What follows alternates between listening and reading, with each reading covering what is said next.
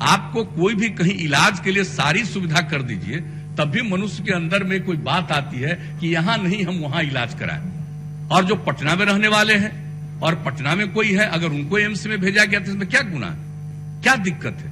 ऐसी कोई बात नहीं। एम्स में सबसे ज्यादा इंतजाम उन दिनों था, इसलिए उसको भेजा गया। इसलिए कृपा करके इस बात को जान लीजिए।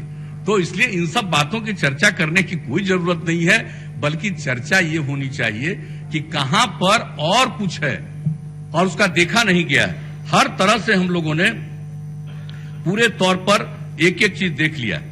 अब आपको बता दें, जो हम बता रहे हैं कोरोना का रिकवरी रेट, अब पुराना का रिकवरी रेट पूरे देश का है 97.33% और अपने बिहार में है 99.2%। रिकवरी रेट इतना ज्यादा।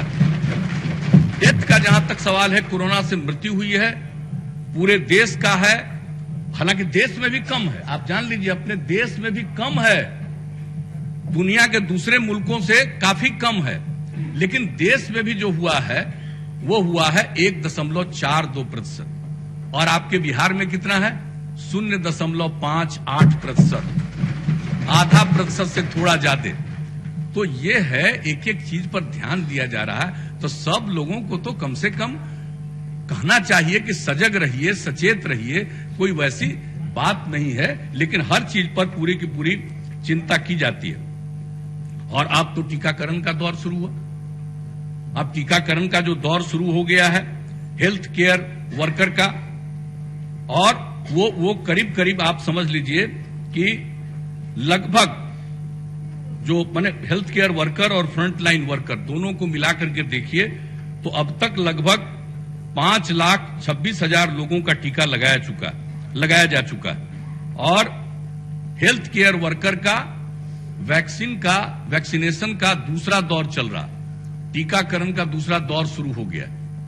लेकिन जो फ्रंट लाइन वर्कर थे उनका अभी पहला हुआ, 28 दिन के बाद दूसरा दौर शुरू होता, तो वो शुरू हो जाएगा। और इसके बाद का लक्ष्य है कि ये सब हो जाने के बाद, और केंद्र सरकार की तरफ से भी आया है सब कुछ, तो वैक्सीन भेजा जा रहा है केंद्र सरकार की तरफ से, 2 प्रकार का वैक्सीन जो अपने देश में ही विकसित हुआ है और वो उपयोगी है, बहुत अच्छा है। और उसको जब किया जा रहा है, तो अभी जब नीति आयोग की बैठक थी उसमें भी आदरणीय प्रधानमंत्री जी ने कहा कि कुछ ही दिनों के बाद इस पर फिर चर्चा करेंगे। यानी अब ज्यादा दिन नहीं है, ये उम्मीद की जा रही है कि बहुत जल्दी बाकी लोगों के लिए, यानी जो 50 साल से अधिक उम्र वाले लोग हैं सबका टीकाकरण, और 50 साल से कम उम्र वाले अगर किसी गंभीर बीमारी से ग्रस्त हैं तो उनका टीकाकरण, वैक्सीनेशन, तो उसके लिए वैक्सीन आएगा। दोनों प्रकार का वैक्सीन, लोगों का पूरा टीकाकरण होगा, लोगों के लिए किया जाएगा। और सब तरह की तैयारी अपने यहां की जा रही है। इसलिए जो कुछ भी स्थिति है, और जो हमने बताया कि भाई थोड़ा बढ़ गया, जरा सा भी बढ़ता है तो हम लोग उसके लिए चिंतित होते हैं। और कल ही हमने कहा है कि अब जो जितनी जांच है, और प्रधान सचिव स्वास्थ्य को हमने कहा है कि भाई इसको फिर से एक बार और पूरे तौर पर समीक्षा कर लीजिए और जांच के दायरे को और फिर से बढ़ाइए, ताकि जरा सा भी कहीं कोई पॉजिटिव हो रहा है तो ये ठीक नहीं है। इसलिए एक एक चीज पर हम लोग पूरे के पूरे तौर पर सजग हैं, और सब लोगों को तो अलर्ट रहना ही है, सबको सचेत करना है। सब सारी बात है। अब यहीं बैठे हुए हैं हम लोग, तो बार बार कहते हैं देखिए वैक्सीन लगाइए, तो हमारे कई साथी वैक्सीन नहीं लगाए हुए। अरे भाई जरूर लगाइए। हाँ, वैक्सीन नहीं, वही का मास्क लगाइए। तो हमने कहा कि हम लोग लगाए हुए हैं, आप लोग अपना मास्क नहीं लगाए हुए हैं तो मास्क लगा लीजिए। तो इसको जरूर करिए। और यहां पर भी इंतजाम है, अध्यक्ष महोदय ने भी इंतजाम कर रखा है, अगर नहीं है तो ले लीजिए।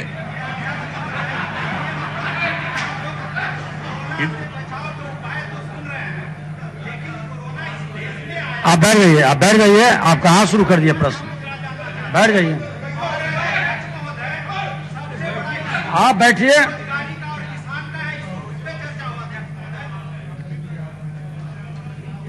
और इसके अलावे जो कुछ भी जांच के बारे में हुआ उस पर यथोचित कार्रवाई की गई है, ये हम आपको बता देना चाहते हैं कि अब किसी तरह से कोई भी चीजों को हम लोग यूं ही नहीं छोड़ देते हैं। इसको किसी तरह से बर्दाश्त नहीं किया जाता है। हर प्रकार से करना है, लेकिन सब लोगों को प्रेरित करते रहिए कि भाई मास्क लगाइए, जरा दूरी मेंटेन करिए, हाथ धोते रहिए। यही सब चीज तो कहना है लोगों को। अब ये ऐसी चीज आ गई है कि सारे दुनिया पर असर किया, लेकिन इसके लिए हम लोगों को पूरा भरोसा है, सबको भरोसा है कि जो वैक्सीनेशन हो रहा है, टीकाकरण हो रहा है, इसके बाद इससे लोगों को राहत मिलेगी और इससे छुटकारा मिलेगा। अब आपको हम बताना चाहते हैं कि भाई हम लोगों का तो खैर, अब बहुत लोग विधि व्यवस्था पर कुछ बोल देते हैं, कुछ भी बोल देते हैं। आखिरकार तो अब जब एक एक डिपार्टमेंट का चलेगा तो होम का तो चलेगा ना, गृह विभाग का, तब एक एक चीज के बारे में उस दिन फिगर दिया जाएगा, हर चीज कहा जाएगा। लेकिन जो विधि व्यवस्था की स्थिति है वो कोई कानून का राज स्थापित है। अब आप बताइए कि क्या स्थिति हुई है। आपको मैं बता दूं कि राष्ट्रीय अपराध अभिलेख ब्यूरो द्वारा वर्ष 2019 का जो प्रसारित हुआ है, जो भी है संज्ञेय अपराधों का, तो देश के सभी राज्यों एवं केंद्र शासित प्रदेशों में बिहार का 25वां स्थान हो गया, 23वां से भी 25वां पर पहुंचा। कोई क्राइम कहीं बढ़ता है तो उस पर तो नजर रखनी है, लेकिन कुछ लोगों को आप क्या करिएगा, आदमी के कुछ लोगों के स्वभाव में तो गड़बड़ी होती है। आप चाहे कितना भी कर दीजिए, जो कुछ भी कर दीजिए, और सबको काम ठीक ढंग से करना है, चाहे जितनी किसी को जिम्मेवारी दीजिए, कुछ न कुछ आदमी पूरी जिम्मेवारी को नहीं निभाता है। तो मिला जुला करके तो कभी न कभी कुछ न कुछ होता है। कुछ घटनाएं घटती हैं तो कुछ घटनाएं घटती हैं, उस पर पूरी की पूरी जो जरूरी कार्रवाई है वो सबके लिए काम किया जाता है। तो इसलिए एक एक चीज पर हम लोगों का ध्यान है। और अब आप समझ लीजिए कि हर तरह से विकास दर का है। अब विकास की बात है तो विकास की बात है भाई, तो क्यों हर चीज को इग्नोर करते हैं। बोलना अपनी जगह पर है, जो बोलते रहिए, लेकिन विकास का दर कितना हुआ है आप देखते हैं, हर बार प्रकाशित होता है, हर तरह से किस तरह से यहां पर काम हो रहा है। आप समझ लीजिए कि 2019-20 के स्थिर मूल्यों पर बिहार का औसत विकास दर 10.5% रहा। हर बार बढ़ता है, विकास दर बढ़ा है हमारा। अब उसके बाद 20-21 जो कोरोना का दौर आया है, इसमें तो जरूर नीचे जाएगा। पूरे दुनिया का नीचे जा रहा है, पूरे देश का नीचे जा रहा है, अपने यहां भी जाएगा नीचे। लेकिन 19-20 तक का हालत देख लीजिए, एक नई बीमारी आ गई, नया दौर आ गया है, इसमें सब तरह का प्रभाव पैदा हुआ है, एक अलग बात है।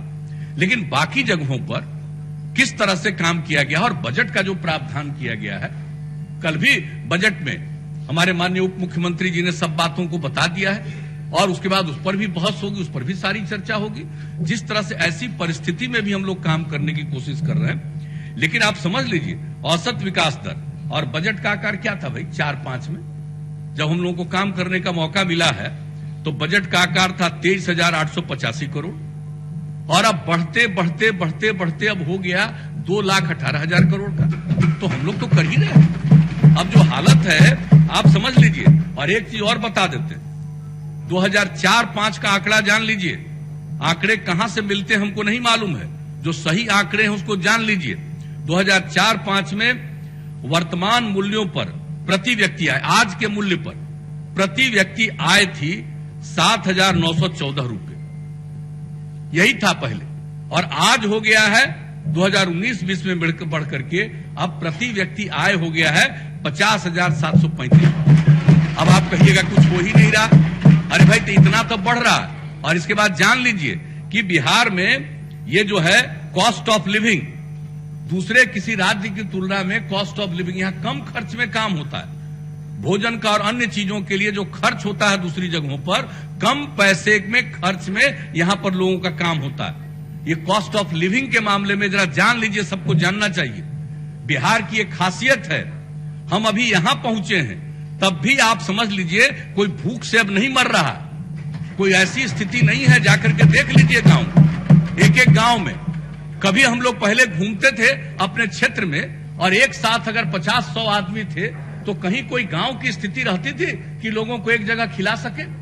और आज समझ लीजिए, जो वर्कर है, जो काम करता है, मजदूर है, आज उनकी भी स्थिति ऐसी हो गई है कि उनके यहां अगर 5-10 आदमी पहुंच जाता है तो सबको भोजन करा देते हैं। ये स्थिति है। परिस्थिति में तो इन सब चीजों को जानना चाहिए भाई। हम लोग तो अरे भाई शांति बनाए रखिए, बैठ जाइए हमारे से, बैठ जाइए, आप बैठ जाइए।